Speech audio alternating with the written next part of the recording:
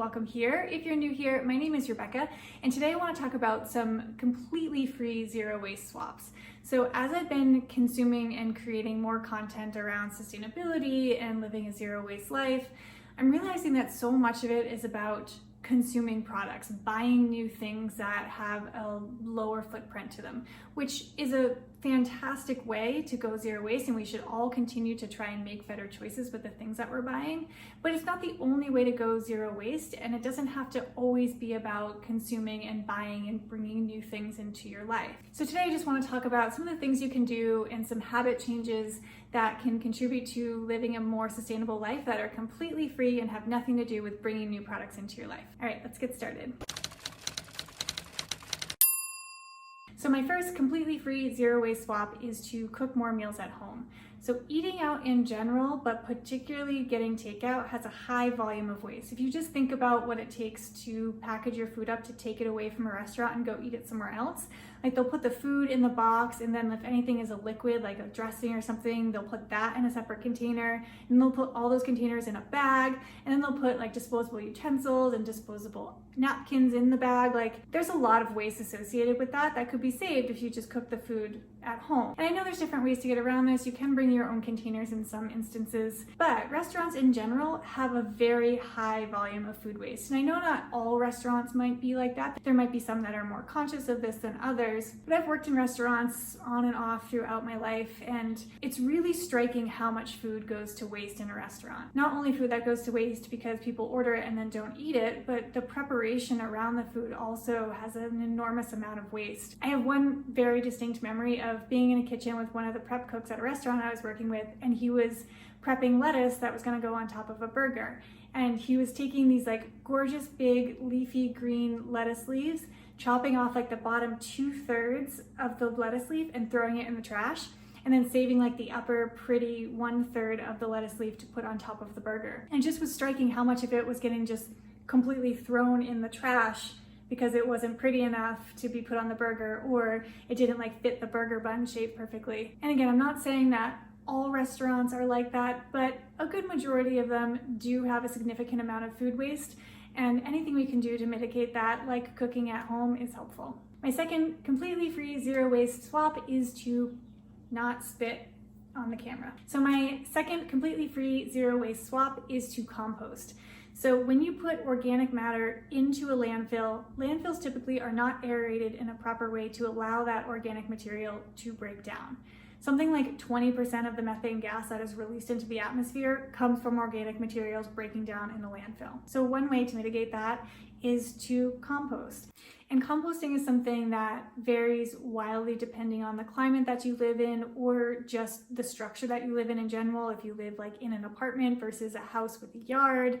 So it can be different depending on where you live, and I'm still trying to figure out composting in the desert. Haven't quite nailed it yet, but it is something that I think is worthwhile to try and doesn't take money to do. So what I would recommend doing is just looking at the products that break down most easily in your environment and start with composting those things first, just to kind of dip your toe in, see how composting works, and get a feel for what the process is in your climate. And like I said, it doesn't have to cost any money to do. If you have yard space, you can just make a compost pile.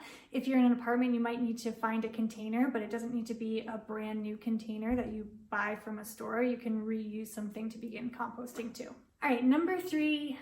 I hesitated to put number 3 on the list. I'm still hesitating, as you can tell. So here's the thing. I don't want to tell anybody how to live their life. I want you to eat however you are comfortable eating. Do what makes you happy. Do what makes your body feel good. If you want my advice on living the most sustainable life possible, I would say eat less meat and dairy. There's a lot of research on this. The most recent thing I've read was a study out of the University of Oxford saying that you can reduce your individual carbon footprint on food by 73% if you stop eating dairy and meat. That's enormous. If you really are going for the most sustainable life you can, I would recommend at least maybe like a couple days a week cutting out meat and dairy. But like I said, don't come at me. I am vegan. You don't have to be vegan. You do what makes you healthy and happy. Oh, Murphy's on. Hey. Hi. Hey, sick reusable bags. Reusable bags. Sick. And kombucha. So my next completely free zero waste swap is to think about ways that you can use rags instead of paper products. So you can always use like an old t-shirt or old clothing or towels and cut it up and make it into rags. That's a great zero waste swap in itself.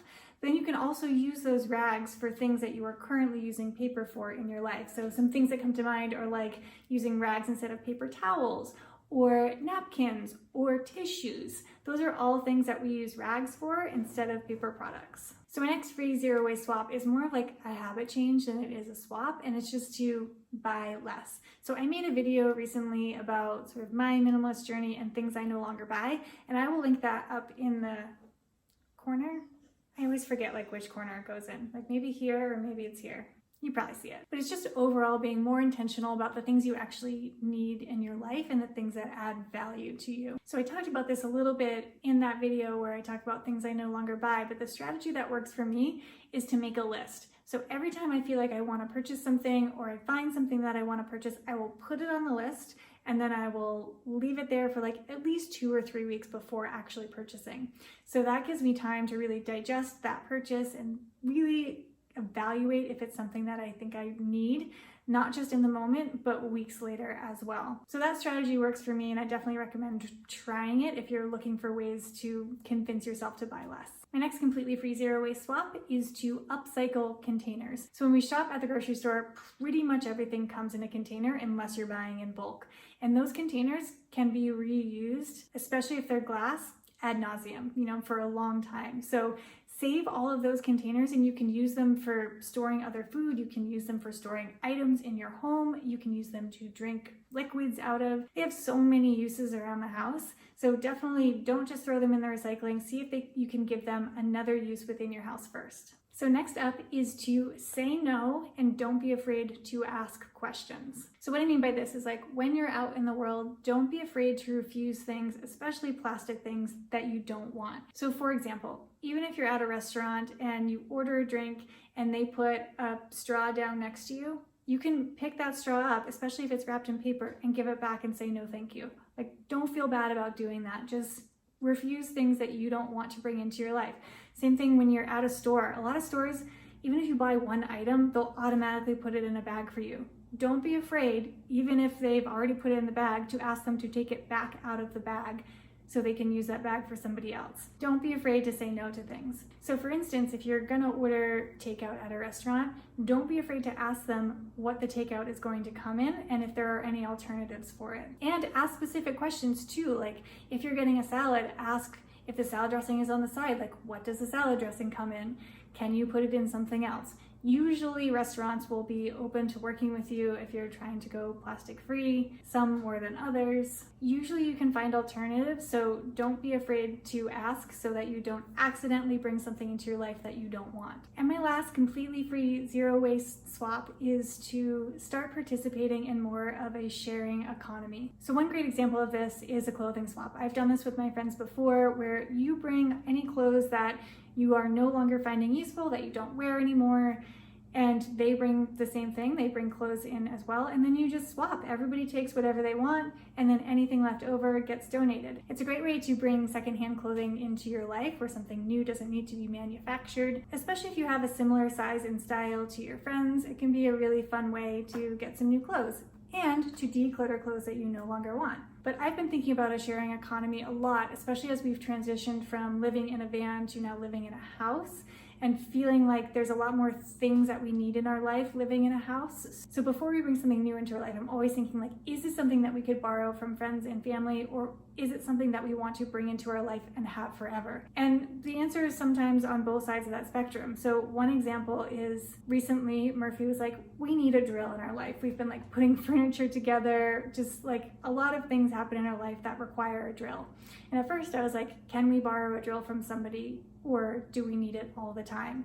And our answer after like a couple days of thinking about it is yes, we need a drill for whatever reason, like several times a week. So it was like, okay, we are going to bring this into our life. On the other side of that, another recent thing that came up was like a cocktail shaker. So Murphy was gonna be making cocktails for a bunch of people, and he was like, we really need a cocktail shaker to make this cocktail. And I was like, do we need to purchase a cocktail shaker, bring that into our life, and then own it forever?